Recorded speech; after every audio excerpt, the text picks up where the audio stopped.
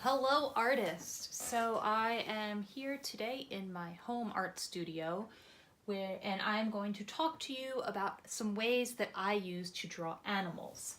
So we have a couple things. I have some animal pictures pulled up here on my personal laptop, and since it's my personal laptop, I actually am going to take advantage of its really shiny screen and draw on it with some dry erase markers. And then I'm going to transfer that over onto here to show you how that works. So if this technique looks like it might work for you, what you could do is grab some of that really thin scratch paper from the white paper drawer, and then you can just sort of trace it. But you can't trace your final drawing because it needs to be bigger than what your Chromebook screen can do. And so tracing ultimately is not going to help you, but we could use it as a tool here. So I'm going to start out with my elephant because I love elephants, and they are made up of a lot of different shapes. So that is what we do here. We break anything we're drawing down into just simple shapes, and then we can more easily draw them on our paper. So shapes, here we go. The first thing I usually start out with is the biggest part of the animal, which is probably going to be sort of like their main body torso thing. So when I look at this, I see it is basically an oval, sort of wider than it is tall. It gets a little bit smaller at the top. And there we go. Then for his back leg, I see an oval there that almost entirely overlaps. And then for the bottom part of his legs, I'm going to actually draw them as rectangles. So I've got, and then, his tail is like her tail, their tail, I don't know. For the front legs, I'm going to just use rectangles. This one is not really a rectangle, it's sort of like a triangle with the point cut off. And then another rectangle. For the head, elephant heads are a little weird because they're kind of pointy at the top, and then their mouth, I don't know. So when I look at it, I actually see a five-sided shape, a pentagon. So 1, 2, 3, 4, 5. Isn't that weird? So I've got that pentagon, and then I will add on his trunk later. So there's my basic elephant shapes, and now I'm going to draw them over here on my paper. So I start out the same way I did looking for this, with the biggest part, and that will be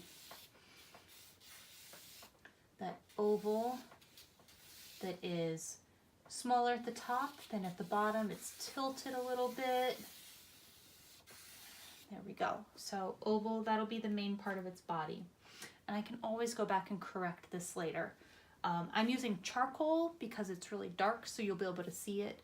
But you can always just erase pencil lines, or remember, we're going to collage over top of this. So we've got that. Oh, we're about to have a visit from Miss Lola. Come here. Oh, she knows she's not supposed to jump up.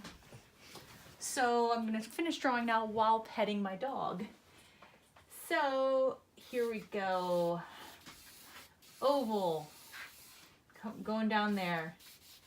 Rectangle for the bottom part of their leg, and then that other little bit of leg that you can see over here, and here is a tail. Now I'm going to move up here. So I have rectangle, oh no, rectangle, that sort of weird triangle cut off shape, and another rectangle for that front leg. And now is the mild to moderately tricky part. I'm going to draw that pentagon. So it starts here, and it comes down like this. It goes there, it like touches that rectangle, and it heads off here, there, and there. So there is that part. And now I can draw the trunk. And let's see, open mouth. There's its little eye. Its ear is actually part of this pentagon. There we go. And now I can connect all these things up. So that other leg is kind of hidden. Let's see. There's this leg, comes up. Leg sticking out there. I think its back was not quite that curved, but there we go. There's our elephant. And I would just use an eraser, but charcoal erases really easily with your hands. So there's my elephant. So now I'm gonna switch over to something entirely different, a non-mammal, which should be right here. Oops, there's an elephant on top of it.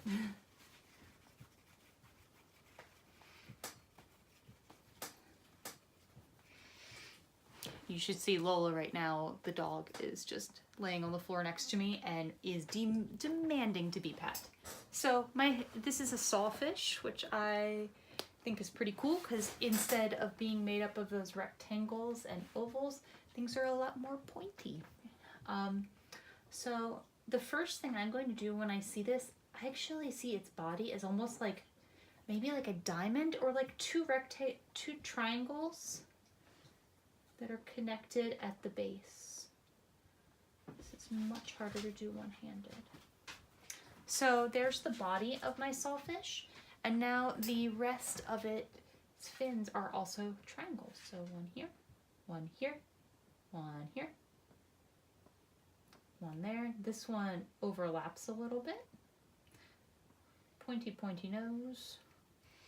And the back fins, I think on fish a lot of times people have trouble with the back fins. Remember, you can, or I guess the tail fins, you can break it up into even more shapes. I don't have to draw that. I could draw this triangle and then that triangle. Triangles, man, they're great. So now let's take it over to our paper.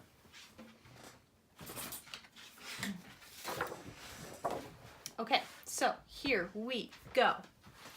Let's start with the body.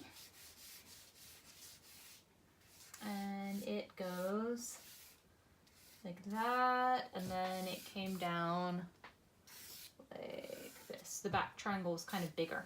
I'm gonna go ahead and draw that tail because I'm already back here. So there's triangle, triangle. Then we have the fin here. I know some of you probably are like fish experts and know that all these fins have different names. I do not know that. Okay. There's that one. There's the one here kind of on its belly a little bit, I guess. The one here. This one here that overlaps. And a pointy, pointy nose. So all I need to do is erase that extra stuff, and I have a pretty okay sawfish. So, passable. So you can do this with all kinds of animals. I will not have you suffer through me drawing the African dog, which y'all know I'm sort of obsessed with. They are now my second favorite dogs. My first favorite dog is Lola, always, of course. But I can find my ovals. There's that. Its head is kind of round. Its ears are super round. Oval, oval. On this one I noticed, unlike the elephant where everything really overlapped, the dog's a little bit more spaced out. So don't be worried if you have some space in between your shapes, because you can always do what I'm about to do, which is come back and connect them. And his little nose and his little eyes, he's so cute. So I hope that really helps y'all when you're drawing your animals. I believe in you. I know you can do it. Be kind to yourselves, and we've got this. So remember, break it into shapes, whoops, and draw really big, and I'm excited to see your drawings.